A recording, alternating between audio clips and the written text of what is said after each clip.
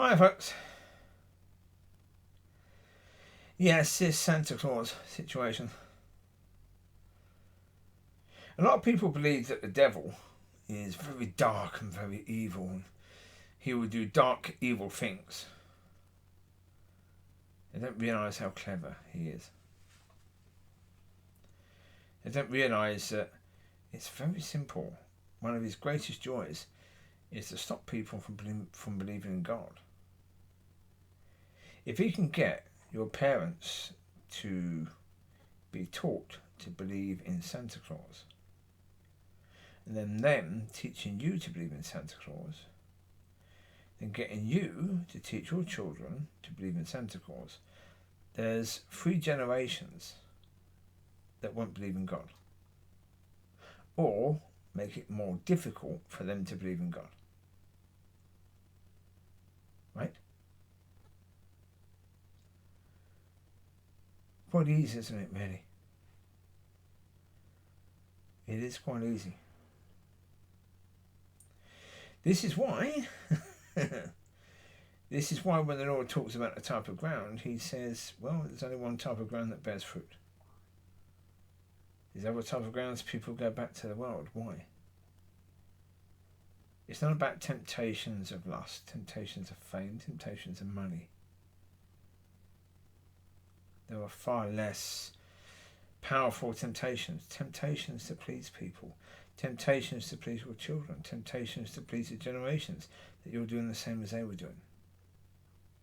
That you're bringing the tooth fairy into your home. You're bringing Santa Claus into your home.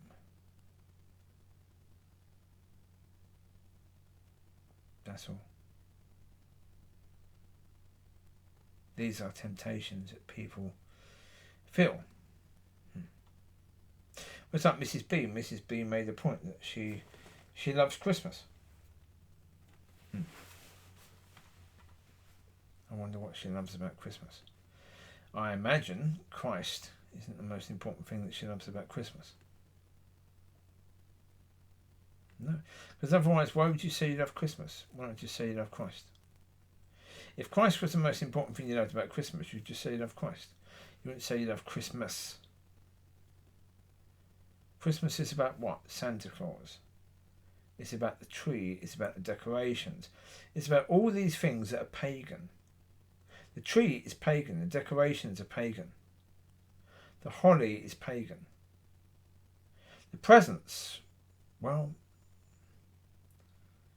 I mean, some people can say, well, you can say it's because, the gifts were brought to Yeshua. You can say that, but why should they be brought to you? Because God gave a gift to us and we should give a gift to each other? Really? Why? What about people that can't afford to buy gifts? Should they still... Oh, yes. No, they should still have to do that, yes. Again, what does that have to do with God? No, that's not. Gifts have got nothing to do with God giving gifts, is it? That's going to be some pagan thing as well. What pagan thing? I don't know, but it's going to be some pagan thing. The excessive amount of food, the excessive amount of alcohol that people consume. I was watching Talk Sport and they were talking about footballers, and not just Talk Sport, other channels as well. They were talking about footballers at Christmas and the parties that they had, and how some of these parties were just crazy insane. Yeah, and even the blokes who were going there were thinking, how on earth are they doing that? They spoke about one person who, West Ham, this would be going back in the 90s, they had a Christmas party, and one of the people had drunk so much, he was still sat at the dinner table, and rather than getting up and using the toilet, he just peed underneath the table onto another player's shoes. And thought that was okay to do. That's Christmas. Yeah. Yeah. Yeah. That's to do with the amount of alcohol that people tend to consume. Yeah. But again,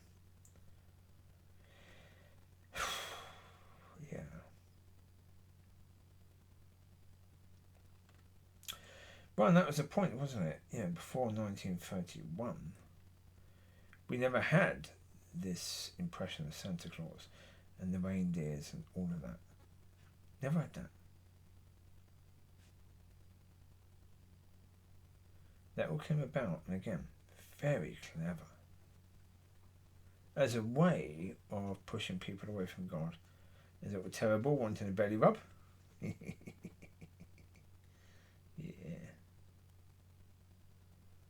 Aye.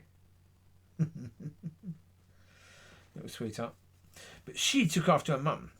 She would bark at everyone. Yeah, she was a barky dog, just like her mum.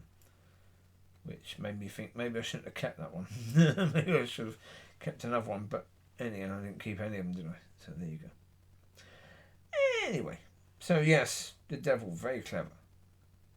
Doing that. Generation after generation after generation after generation after generation.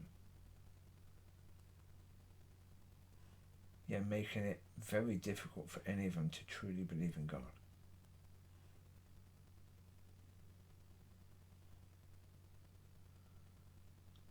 Yeah.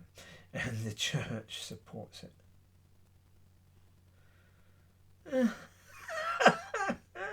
Yeah. Oh dear. Again. I don't think there's any real surprise there, is there? Some churches have even had the Santa Claus character come into the church. They have trees, they have decorations, they have all that sort of stuff. They bring the pagan into the church. They infect the church with pagan.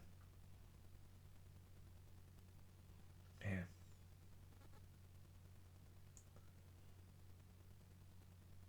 Well, the reality is that when it comes down to it, yeah, there's a darkness, but the darkness is invited in. So the darkness is clever. The devil is very clever.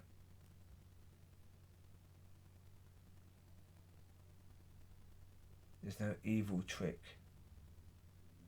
He creates something that you yourself bring in. You happily bring it into the church. You happily bring it into your family as a replacement for God. Yeah. That children must believe in Santa Claus.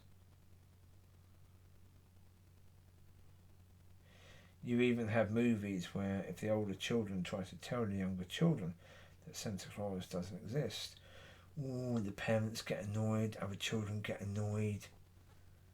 How dare you spoil it for them? Spoil what? Having the opportunity to have the possibility of having a relationship with God taken away. That's what's being spoiled.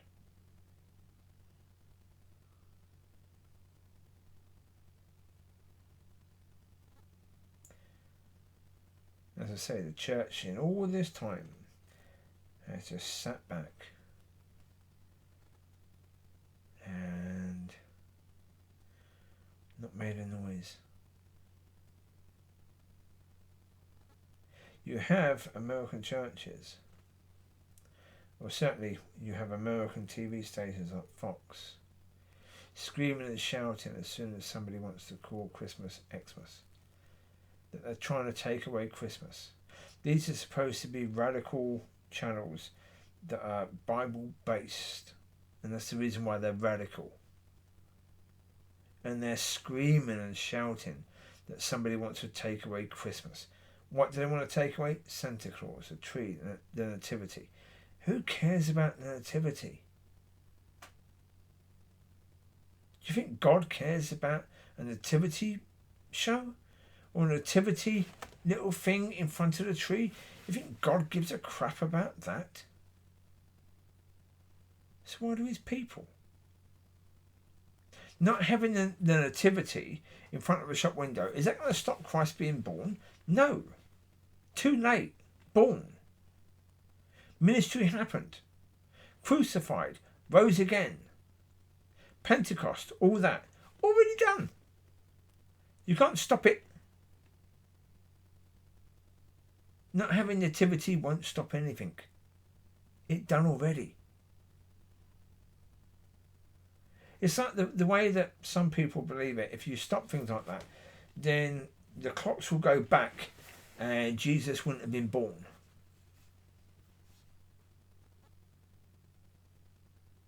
Yeah. Does anyone think that that's God-led? I don't. Because I think that's the devil getting channels like Fox to focus on stupid things rather than things that matter.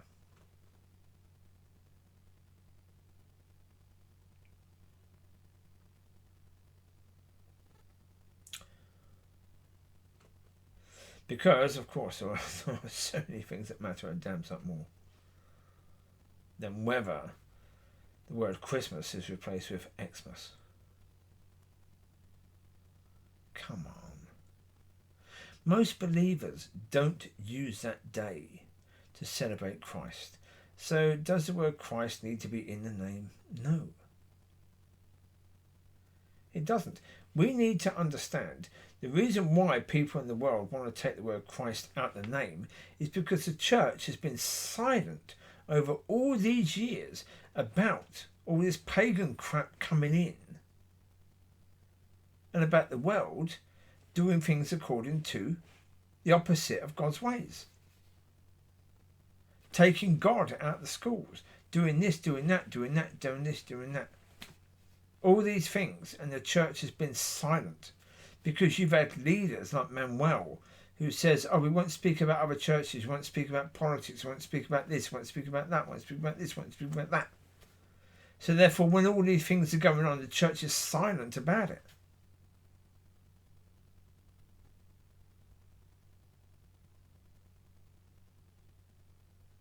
Well, would Yeshua have been silent? I don't remember him being very silent about what was going on in those days. In the days when he was around. He didn't keep very silent, did he?